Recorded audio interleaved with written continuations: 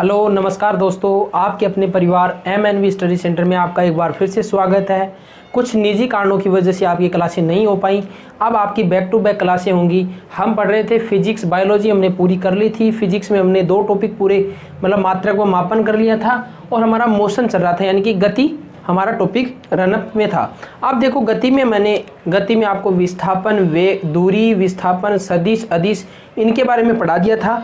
आज हम पढ़ने वाले हैं गति के समीकरण, कुछ न्यूमेरिकल, उनसे रिलेटेड गति के समीकरण से रिलेटेड न्यूमेरिकल, और जो वेग और विस्थापन, जो दूरी और विस्थापन होता है वो बराबर भी होते हैं। वो किस प्रकार से बराबर, यानी कि उनमें संबंध किस प्रकार से हम व्यवस्थित कर सकते हैं, किस गति में वो बराबर होते हैं, तो उसके बारे में भी थोड़ी जानकारी लेंगे।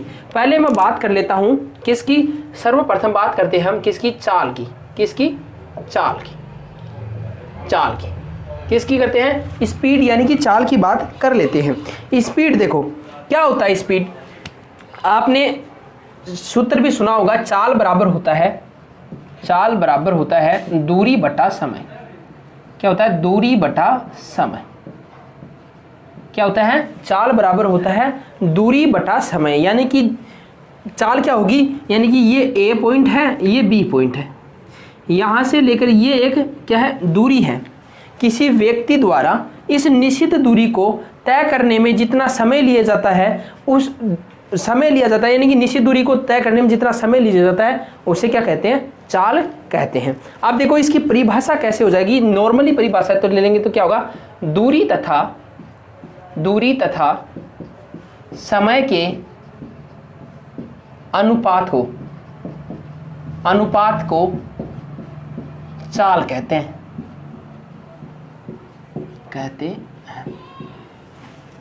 अब देखो जो हमारा कंपटीशन एग्जाम होता है ना, उसमें हमें परिभाषा नहीं पूछी जाती है, हमें इससे बेस्ट न्यूमेरिकल पूछा जाता है, या फिर इसकी मात्रक पूछा जाता है, या फिर इसकी विमा पूछी जाती है। सबसे इंपॉर्टेंट बात है कि दूरी तथा समय के अनुपात को क्या कहते हैं, चाल कहते हैं। विस्तृत में मैं आपको 11वीं की जब फिजिक्स पढ़ाऊंगा तब इसका विस्तृत बताऊंगा।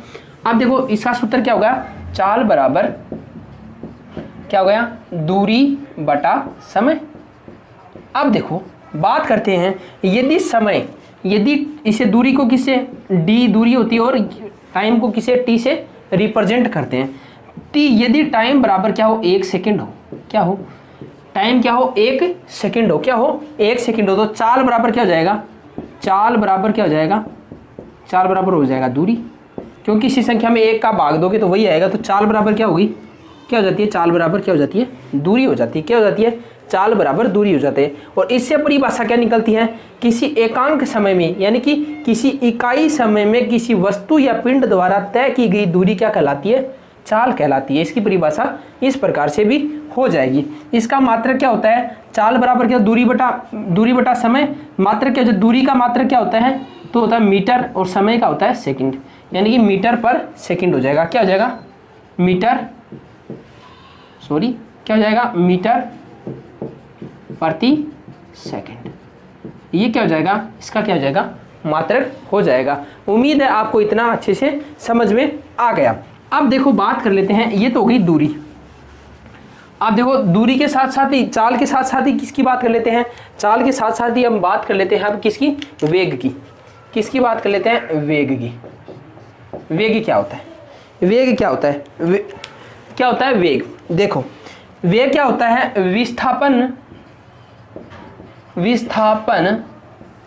बटा समय के अनुपात को क्या कहते हैं, वेग कहते हैं, और इसे v से रिप्रेजेंट किया जाता है, यानी कि v से दर्शाया जाता है वेग को, विस्थापन बटा समय। यानी कि परिभाषा क्या हो जाएगी, विस्थापन तथा समय के अनुपात को क्या कहते हैं, विस्थापन तथा समय के अनुपात को क्या कहते हैं, वेग कहते हैं। किसको, विस्थापन तथा समय के अनुपात को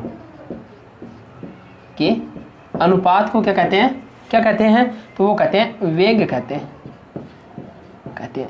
सेम सी परिभाषा होगी, उम्मीद है आपको ये समझ में। इसी प्रकार इसमें क्या हो जाएगा, समय क्या हो, यानी कि समय क्या हो, 1 सेकंड हो, तो परिभाषा क्या बन जाएगी, किसी इकाई समय में किसी वस्तु या पिंड द्वारा तय किया गया विस्थापन वेग कहलाता है। यानी क्या कहलाता है, तय की गई दूरी क्या, तय की गई लंबाई क्या होगी, दूरी विस्थापन कहलाती है। आगे समझ में। आप देखो ये इतना आपको अच्छे से, इसका मात्रक भी क्या होता है, मीटर प्रति सेकंड होता है, मीटर प्रति सेकंड ही होता है।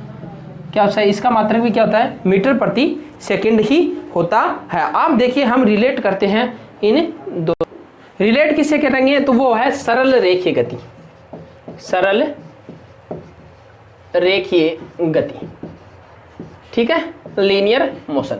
अब देखो सरल रेखीय गति क्या होती है, एक पॉइंट ए से, देखिए एग्जांपल समझो, पॉइंट ए से सीधी रेखा में किसी पॉइंट बी तक की क्या होगी, बी तक की सीधी दिशा में क्या हो दूरी, ये क्या कहलाती है, दूरी की गति क्या कहलाती, ये क्या कहलाती है, सीधी रेखा में गति हो तो ये क्या कहलाती है, सरल रेखीय गति कहलाती है। अब देखो पॉइंट ए से, एग्जाम्पल से हम समझेंगे, पॉइंट ए से बी तक की दूरी है, मानो यह है 200 मीटर, कितनी है, 200 मीटर। इसको तय करने में हमें, यानी कि एक व्हीकल है यहाँ जिसको तय करने में, इसको तय करने में 10 सेकंड लगती हैं। कितने लगते हैं, टाइम क्या कितना लगता है, 10 सेकंड लगते हैं। क्या कितना टाइम लगता है, 10 सेकंड लगते हैं। अब देखो इसका, देखो यहाँ पर निकालते क्या निकालते हैं, एक तो निकालते हैं इसकी चाल, क्या निकालते हैं, चाल। चाल बराबर क्या होगा, दूरी बटा समय। दूरी कितनी तय कर रहा है, 200 मीटर। क्या होता है, दूरी बटा समय कितनी कर रहा है, दूरी कितनी तय कर रहा है, 200 मीटर। और समय कितना ले रहा है, तो ले रहा है 10 सेकंड। तो कितना आ गया, 20 मीटर पर सेकंड। कितना आ गया, 20 मीटर पर सेकंड आ गया। अब देखो बात कर लेते हैं विस्थापन किसकी, बात कर लेते हैं हम वेग की। वेग बराबर क्या होता है, विस्थापन बटा समय। अब देखो विस्थापन कितना है, देखो दूरी भी क्या होती है, दूरी क्या होती है, यानी कि पॉइंट ए से बी तक की जो क्या होती है, पॉइंट ए से यानी कि प्रारंभिक बिंदु से अंतिम बिंदु के बीच की जो कुल लंबाई होती है वो क्या कहलाती है, दूरी कहलाती है। अब जो विस्थापन क्या होता है, पॉइंट ए से यानी कि प्रारंभिक बिंदु से अंतिम बिंदु के बीच की न्यूनतम दूरी क्या कहलाती है, विस्थापन कहलाती है। न्यूनतम दूरी भी कितनी है, 200 मीटर। आप ऐसे तो जा नहीं सकते, ऐसे जाएंगे तो आपको ज़्यादा समय लगेगा, तो न्यूनतम दूरी यही होगी, कितनी होगी, 200 मीटर। और 200 मीटर को पार करने में 10 सेकंड लगते हैं, यानी कि 20 मीटर पर सेकंड। कितनी होगी, 20 मीटर पर सेकंड। अब देखो यहाँ क्या आ गया, चाल बराबर क्या आ गया, वेग आ गया। क्या आ गया, चाल बराबर क्या आ गया, वेग आ गया। क्या आ गया, चाल बराबर वेग आ गया। तो चाल बराबर वेग आ गया तो मैं यही लिख सकता हूँ, क्या, दूरी बटा समय बराबर होगा विस्थापन बटा समय। विस्थापन बटा समय, समय से समय क्या हो जाएगा, समय से समय क्या हो जाएगा, कैंसिल। समय से हो गया समय कैंसिल। तो क्या आ गया, दूरी बटा क्या आ गया, दूरी बराबर क्या आ गया, विस्थापन। ओहो, अभी तो क्या था, अलग अलग था। क्या, अभी तो एक सदिश थी एक अदिश थी, दोनों का अर्थ अलग अलग था। लेकिन क्या होता है, यहाँ ध्यान में रखना, याद रखना, ये नोट करके लेना कि जो सरल रेखीय गति होती है, लीनियर मोशन होता है, उसमें क्या होती है, दूरी व विस्थापन दोनों क्या होते हैं, बराबर होते हैं। तो ये आप अच्छे से नोट कर लेना, लिख भी लेना, सरल रेखीय गति में दूरी व विस्थापन दोनों क्या होते हैं, बराबर होते हैं। अब बात कर लेते हैं हम गति की 3 समीकरण होती है। कितनी होती है, जो हमारी गति होती है, गति की कितनी होती है, 3 समीकरण होती है। पहली समीकरण क्या होती है, गति की फर्स्ट समीकरण क्या होती है। इससे पहले मैं बात बता दूं आपको, एक और सुना आपने, त्वरण और सुना है। देखो त्वरण के बारे में बता देते हैं। त्वरण क्या होता है, ए से प्रदर्शित किया जाता है।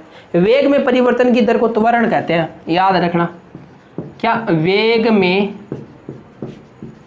परिवर्तन की दर को त्वरण कहते हैं। ए बराबर क्या हो गया, v/t। मात्रक क्या हो जाएगा, इसका क्या होता है, मीटर प्रति सेकंड। और 1 सेकंड और है तो क्या हो जाएगा, मीटर पर सेकंड स्क्वायर। क्या हो जाएगा, मीटर पर सेकंड स्क्वायर इसका मात्रक होता है। त्वरण को ही क्या होता है, जब इसे g से प्रदर्शित किया जाता है तो इसका नाम होता जाता है गुरुत्वीय त्वरण। क्या हो जाता है, क्या होता है इसका नाम, गुरुत्वीय त्वरण।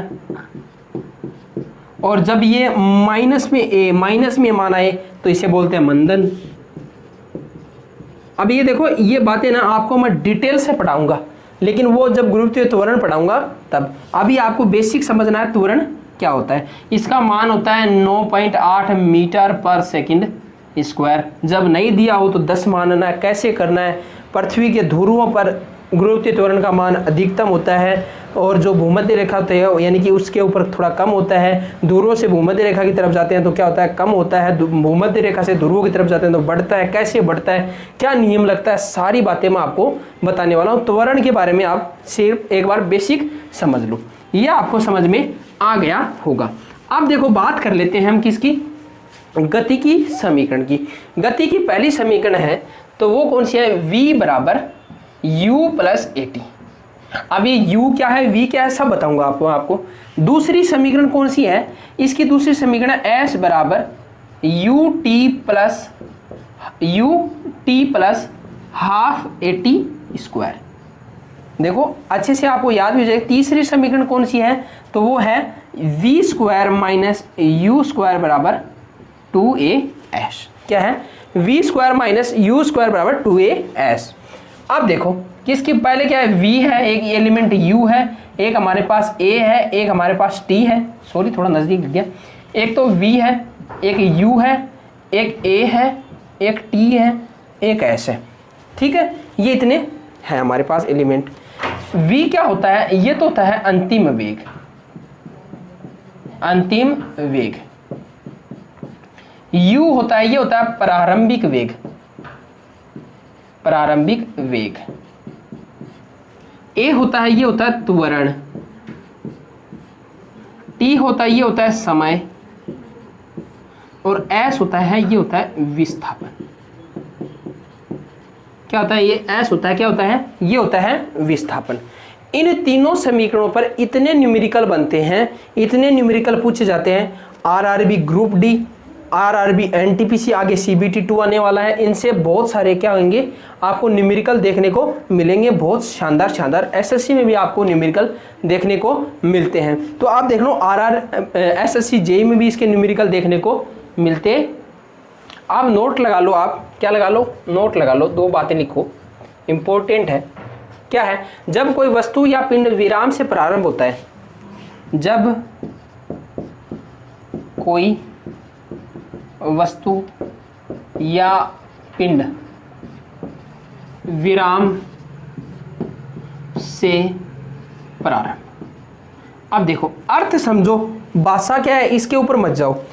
जैसे कि ये क्या है, ये क्या है, देखो ये कोई वस्तु है और मैंने इसको देखो ऊपर से गिराया, नीचे गिराया, तो ये प्रारंभ में क्या थी, विराम में थी और बाद में गति है। तो यदि देखिए जब कोई वस्तु या पिंड विराम से प्रारंभ, मैं प्रारंभ से विराम में हूं, सॉरी प्रारंभ से विराम में हो, यानी कि प्रारंभ में शुरुआत में विराम में हो और फिर गति में आए, तो इसके लिए u बराबर तो क्या होगा, u बराबर हमेशा क्या होगा, 0 होगा। यानी कि प्रारंभिक वेग क्या होगा, 0 होगा। ये तो होगी पहली बात। दूसरी बात, यदि कुछ देर बाद रुक जाए, जैसे कि क्या हो, किसी वस्तु या पिंड को नीचे से ऊपर फेंका जाए, यानी कि ये है, इसको नीचे से ऊपर फेंका जाए, ऊपर जाके कुछ रुकता ना, नीचे से तो हमने लगा दिया, तो प्रारंभिक वेग उसमें क्या होगा, मान होगा, अंतिम वेग का मान 0 होगा। यानी कि कुछ देर बाद रुके, कुछ देर बाद रुकता है, बस याद रखना। आपको कंपटीशन एग्जाम में सर्वाधिक इससे क्या आते हैं, न्यूमेरिकल पूछे ही जाते हैं। अब देखो बात कर लेते हैं हम कुछ, अब देखो बात कर लेते हैं, मैंने गति की समीकरण बता दी। आप देखो कुछ न्यूमेरिकल देखते हैं। पहला न्यूमेरिकल देखो, फर्स्ट न्यूमेरिकल देखो क्या है, मैं लिख लेता हूँ। क्या है पहला न्यूमेरिकल, एक गेंद 30 मीटर पर सेकंड के वेग से ऊर्ध्वाधर फेंकी जाती है। यानी कि एक गेंद 30 मीटर पर सेकंड के वेग से ऊर्ध्वाधर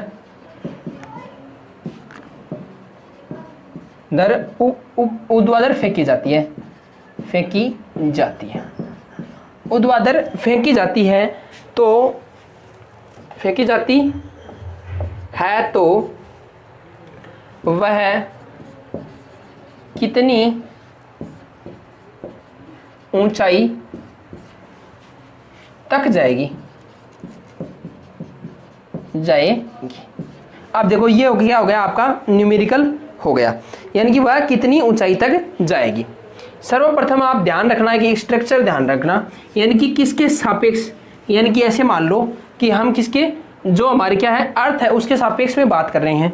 यदि हम इसके इस यानी कि जो हमारी क्या होती है भूपर पट्टी हुई इसके सापेक्ष में बात करते हैं, यदि हम इससे ऊपर जाते हैं तो क्या होता है, जो वेग होता है ऊपर जाते हैं तो वी यू क्या होता है पॉजिटिव आता है, और नीचे जाते हैं यानी कि यहाँ कोई व्यक्ति खड़ा है, यहाँ कोई व्यक्ति खड़ा है, यदि वह ऊपर की ओर जाता है यानी कि ऊपर की ओर फेंकता है तो क्या होगा, यू का मान क्या होगा पॉजिटिव, और नीचे की ओर आता है तो क्या है यू का मान क्या आता है हमेशा नेगेटिव होता है। यानी कि मीनार के नीचे से मीनार की ओर फेंके ना तो क्या आएगा यू पॉजिटिव, मीनार से नीचे फेंके तो यू का मान क्या होगा नेगेटिव। इसी प्रकार एस का मान ऊपर तो क्या लेना है हमें हमेशा पॉजिटिव, और नीचे क्या लेना है, ये लेना है हमेशा नेगेटिव।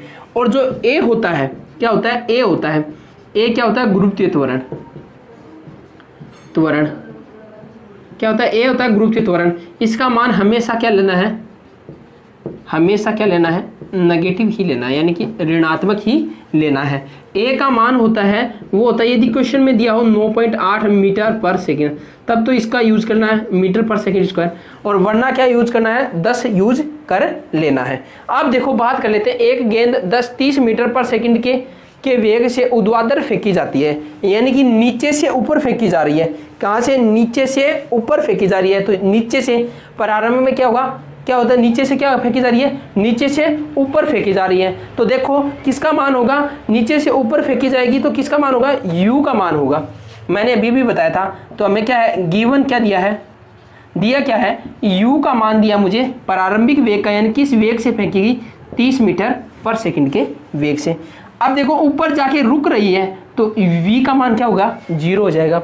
अब देखो t का मान दिया गया, कहीं नहीं दिया, हमें क्या पूछा है कितनी ऊंचाई तक जाएगी, यानी कि s पूछा है विस्थापन,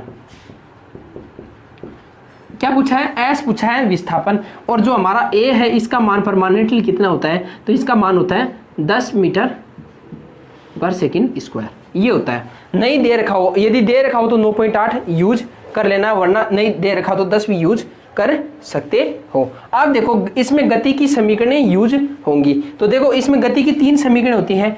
पहली समीकरण देखो, पहली समीकरण क्या होती है, पहली समीकरण क्या होती है u, क्या पहली समीकरण u बराबर क्या होता है u बराबर v प्लस at, ये होती है। क्या ये यूज होगी, u है इसके अंदर v है, लेकिन हमें तो क्या चाहिए विस्थापन चाहिए, तो ये यूज नहीं होगी। अब देखो हम बात कर लेते हैं, इसमें क्या होगी तीसरी समीकरण यूज होगी, कौन सी, v square minus you square बराबर 2as, क्या होगी v square minus you square बराबर 2as। v का मान कितना है, v का मान है 0, 0 का स्क्वायर बराबर क्या होगा, सॉरी 0 का स्क्वायर माइनस u का मान कितना है 30, 30 का स्क्वायर, a का मान कितना है 2 गुणा 10 गुणा s का मान कितना आएगा, s का मान तो आएगा वो निकल के आएगा, लेकिन हमें a का मान क्या लेना है हमेशा नेगेटिव लेना है, a का मान, यानी कि g का मान हमेशा क्या लेना है ऋणात्मक लेना है। ये स्ट्रक्चर आप अलग से बना लेना, क्या ये स्ट्रक्चर आप अलग से बना लेना। अब देखो इसका मान क्या आ जाएगा माइनस का 900 बराबर किसके हो जाएगा, ये हो जाएगा माइनस का 20 गुणा s, 0 से 0 कैंसिल होगी, क्या होगी 0 से 0 कैंसिल, माइनस से माइनस, और s बराबर कितना हो गया, s बराबर आ गया 45 मीटर, s बराबर कितना आ गया, s बराबर आ गया 45 मीटर। ये क्या होगा गति की एक समीकरण, यानी कि तीसरी समीकरण पर क्या होगा एक न्यूमेरिकल हो गया। अब देखो आगे मैं बात कर लेता हूँ, देखो ये एक न्यूमेरिकल हो गया। क्लास को ज़्यादा बड़ा न करते हुए शॉर्ट, अब मैं देखो जो हमारी नेक्स्ट क्लास होगी वो क्या होगी, मात्र मैं आपके लिए 10 मिनट में और दमदार न्यूमेरिकल लेकर आने वाला हूं।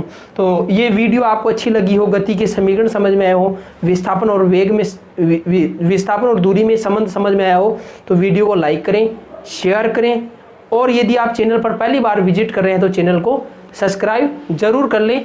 ताकि आने वाली वीडियो आपको सबसे पहले प्राप्त हो। जल्द ही आपके लिए मैं अगली जो राज्य दर्शन चल रहा था वो भी हमारा मैंने किसी निजी कारणों की वजह से बंद हो गया, उसको भी मैं जल्द ही आपको स्टार्ट करने वाला हूं। और भी आपके लिए मैथ का भी कोई नया सा टॉपिक, स्कूल एजुकेशन के भी कुछ नए टॉपिक्स आने वाले हैं। तो वीडियो अच्छी लगी तो लाइक करें।